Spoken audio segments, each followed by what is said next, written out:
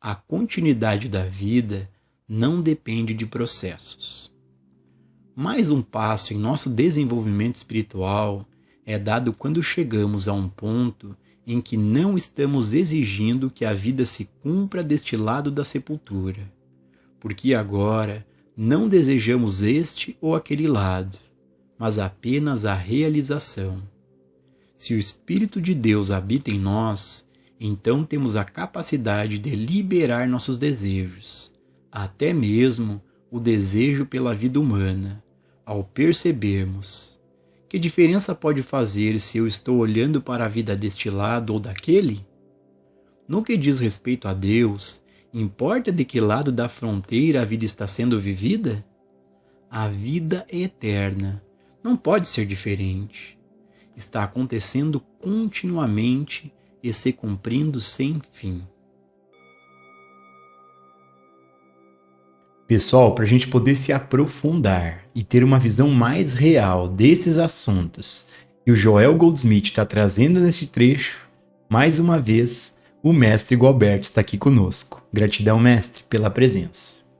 O mestre Gualberto, pela graça de seu mestre, já teve esse assim chamado despertar da consciência, também chamado de iluminação espiritual.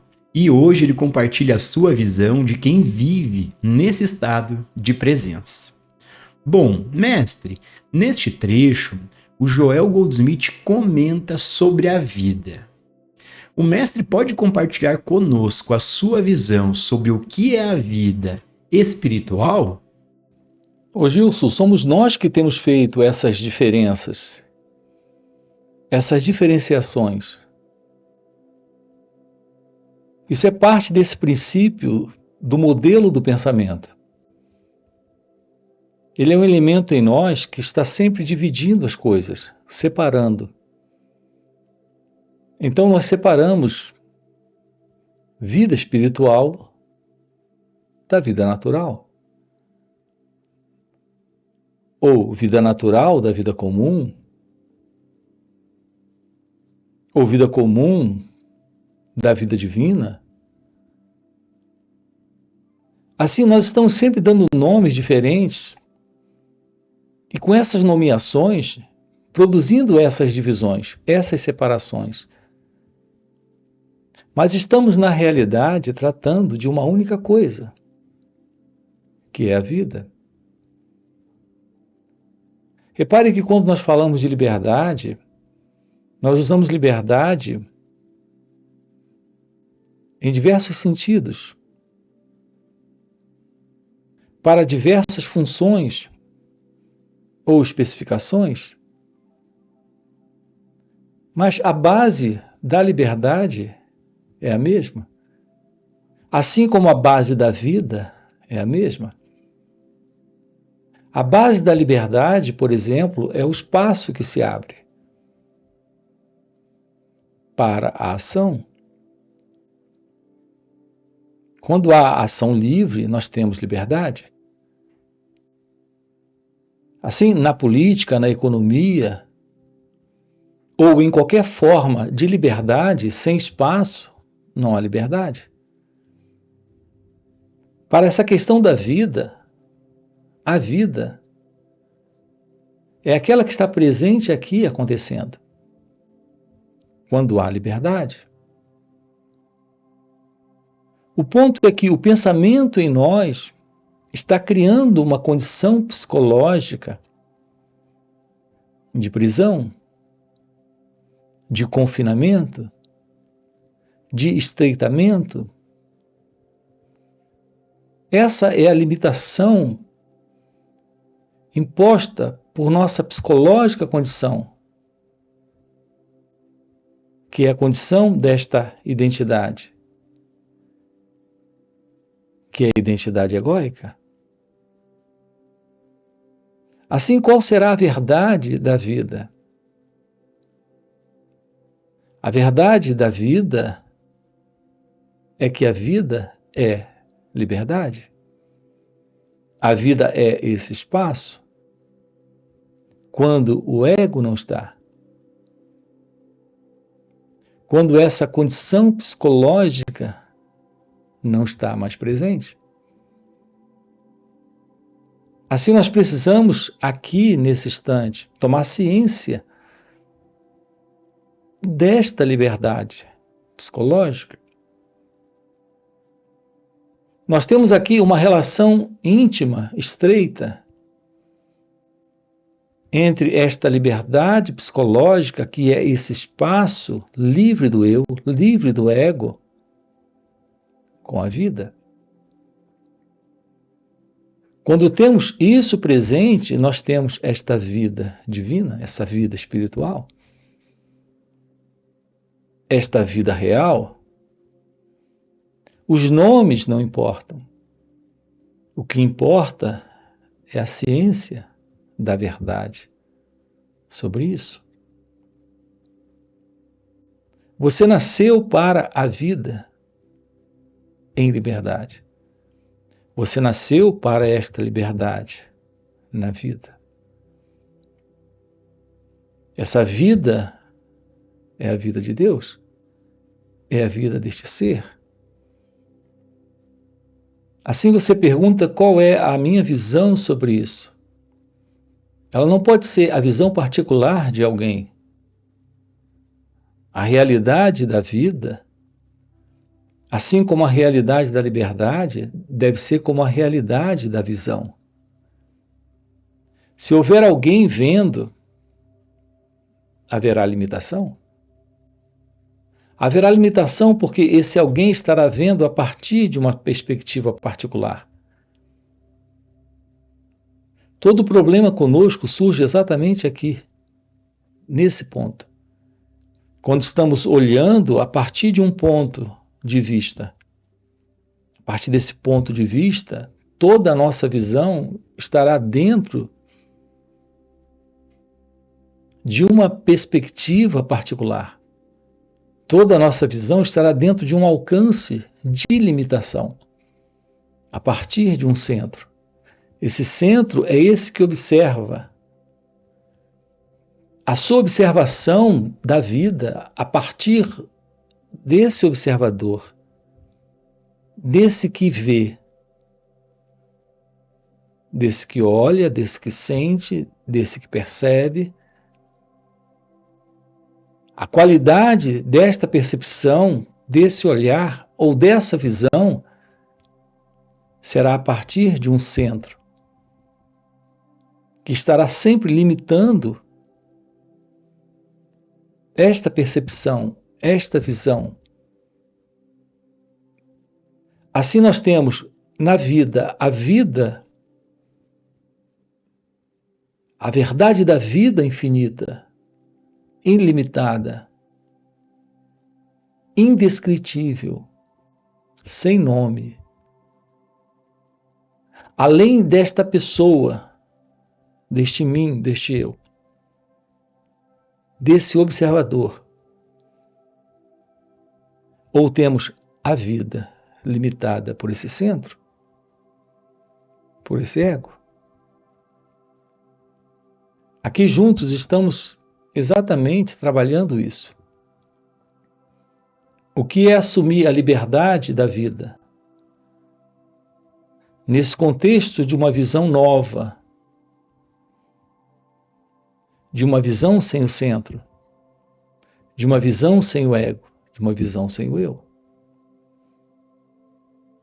Se deparar com esse instante sem o passado, se deparar com esse momento sem as vinculações de ideias preconcebidas do que a vida deveria ser, de como a liberdade deve acontecer, de como o mundo precisa ser para mim, é ter esse encontro. Podemos olhar para esse instante sem o observador? É como se deparar com um pássaro cantando. Quando você escuta um pássaro, é só o escutar.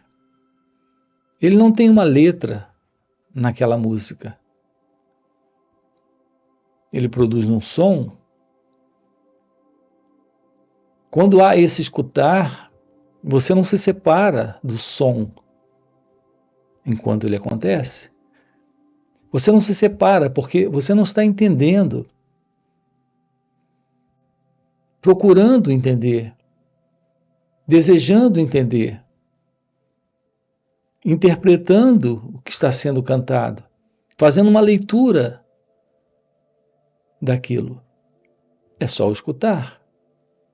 Quando há só o escutar, não existe alguém para entender, para avaliar, para julgar, para comparar, para aceitar ou rejeitar o que está sendo cantado. É só o escutar.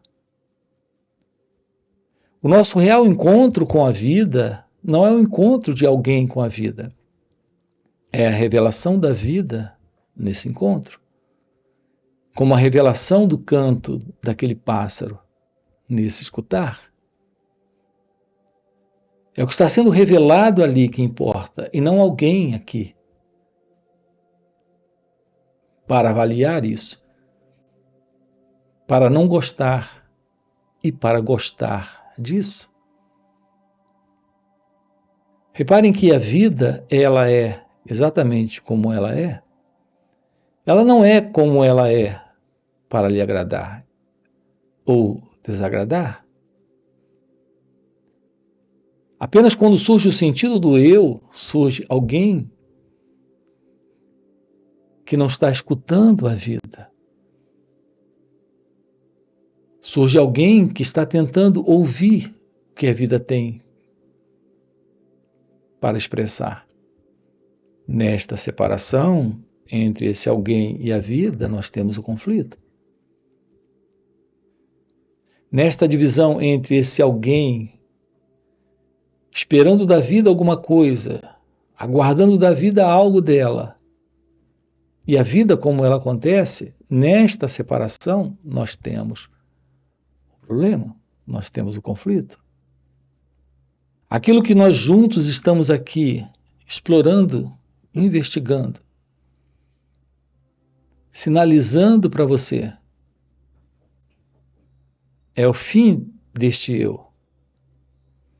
É o fim desta pessoa, deste mim, deste observador, desse percebedor, desse que faz as escolhas, desse elemento que se situa na experiência para experimentar. A vida, ela é o que acontece. Como ela é aquilo que acontece, ela não acontece para esse mim. Por toda uma história de vida, que é a ideia de alguém vivo na vida. Nós temos por todos esses anos carregado conosco essa interpretação, essa avaliação, esse conceito, essa crença, de que a vida acontece para mim. Eu sou o experimentador da vida. Absolutamente. A ideia desse experimentador da vida é a ilusão de uma identidade entrando em conflito com a vida, como ela acontece. Descobrir o fim para essa ilusão é constatar que esse experimentador não é real. Se ele não é real, a vida não é uma experiência para alguém. Portanto, é possível experimentar a vida, mas não transformá-la numa experiência. É como olhar sem alguém observando. Assim é a vida no experimentar sem alguém experimentando. Talvez você pergunte, mas como isso se torna possível? Isso se torna possível quando você está além do eu, além do ego, além desse mim. Quando você reconhece a verdade de sua essencial natureza.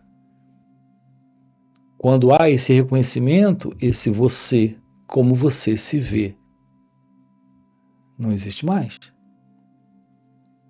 Temos algo novo, algo indescritível, inominável, além dos nomes, além das formas, além das ideias, além das crenças, além desse experimentador com suas experiências, desse pensador com os seus pensamentos, desse observador vendo as suas coisas. Há uma forma nova de escutar, há uma forma nova de olhar, há uma forma nova de perceber. Descobrir isso nesta vida é descobrir a beleza desta vida. Isso é autorrealização, ou realização de Deus, ou iluminação espiritual, ou despertar da consciência. Esses nomes não têm relevância. A realidade do estado, sim, isso tem relevância. Esse é o estado natural. Não há alguém presente nisso. A presença do estado é a presença de uma mente livre do passado. É a presença de uma consciência livre de todo esse conteúdo psicológico que o pensamento tem produzido. Dentro de todo o contexto de história humana. Criando todo esse condicionamento e dando esta formação ilusória para esse centro, que se denomina de eu, mim, eu mesmo, que nós chamamos de pessoa. Não existe tal coisa. Nós temos a vida.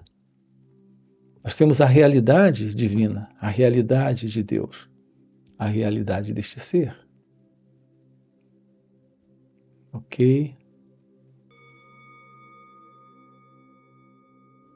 Nada eu procuro, nada. A compreensão da minha união consciente com Deus é o suficiente. Em minha unidade com Deus, sou um com toda a vida espiritual em todos os lugares. Deste lado da sepultura, do outro lado e do lado da vida que ainda não se manifestou neste mundo. Todo o espaço está preenchido com a vida de Deus. Todo o espaço e todo o tempo. Passado, presente e futuro. Neste trecho, o Joel Goldsmith comenta sobre o tempo. Mestre, você pode compartilhar a sua visão sobre o que é o tempo psicológico e o que é o tempo cronológico? Ô Gilson, a noção de tempo é uma noção de pensamento. Você não tem qualquer noção, nesse momento, de algo como o passado, de algo como o futuro, a não ser que o pensamento esteja presente. E você não tem qualquer pensamento aqui presente que esteja presente, que não esteja vindo do passado. Mas o que é esse passado? Esse passado é a lembrança de coisas que aconteceram. Há 2 minutos atrás, ao passar por uma experiência, ela foi registrada. Quando essa experiência volta, ela volta como memória. Sem memória, não há experiência. Essa experiência, essa memória, volta em forma de pensamento. Esse pensamento está vindo dessa experiência, desta memória. É isso que nós chamamos de passado. Não existe tal coisa como o passado. Mas o pensamento criou essa coisa. uma vez que essa experiência foi registrada. E agora essa experiência pode voltar nesse formato de pensamento, que é lembrança. Assim, qual é a verdade sobre o tempo? O tempo é uma ilusão. Assim como o experimentador é uma ilusão, assim como o pensador é uma ilusão, nós temos a presença do pensamento, mas não do pensador. Repare como é importante isso. A nossa vida, durante toda a nossa vida, estamos sempre confiando na presença de um pensador, por detrás de um pensamento. E não percebemos que o que temos presente é o pensamento. O que temos presente é a experiência. Mas essa experiência só se firma no pensamento. Mas não temos a presença do experimentador, não temos a presença do pensador, e mesmo assim acreditamos que somos alguém que sente, alguém que pensa, alguém que vê, alguém que lida com as situações da vida. Estamos diante de uma confusão criada pelo pensamento, estabelecida em nós por uma ilusão, por uma imaginação do pensamento. Essa é a presença do eu, da pessoa como você se vê. Essa pessoa consiste num conjunto de pensamentos, o resultado da experiência. Isso nos dá a ilusão da presença deste eu, deste mim, desta pessoa, vivendo no tempo. Alguém que viveu no passado, está vivendo aqui, nesse momento, no presente, e está caminhando para o futuro. A ciência da vida é a ciência deste ser, que não está no tempo. A vida não está no tempo, porque não existe tal coisa como o tempo. Este ser não está no tempo. Esta realidade não é alguém, não é esse mim, não é uma pessoa. Nós temos a presença do tempo do relógio, mas não temos a presença do tempo psicológico. A presença do tempo cronológico, do tempo do relógio, do tempo onde ali marcamos as horas, os dias, os meses e os anos. Ok, isso é razoável. Entre o nascer do sol e o pôr do sol, nós temos o tempo cronológico. Mas não existe tal coisa como o tempo psicológico. Esse ontem que eu vivi, esse hoje que estou vivendo e esse amanhã que irei viver. Todos os problemas psicológicos que temos, todos os problemas do ego, medo, ansiedade, preocupação, culpa, remorso, todas as diversas formas de sofrimento presentes no ser humano estão presentes em razão da ilusão desse tempo, do tempo psicológico, onde está presente a ilusão desse eu, que vem do passado, está aqui no presente e caminha para o futuro.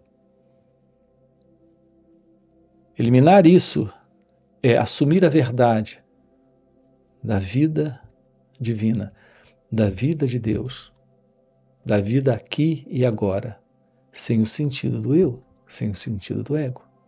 E, portanto, sem sofrimento, sem problemas. Ok? e somos um com essa vida, até mesmo com aquela que ainda não nasceu. A vida existe antes do nascimento, e a vida existe durante e depois do nascimento. A vida existe depois da morte, porque Deus é vida, e Deus é a única vida.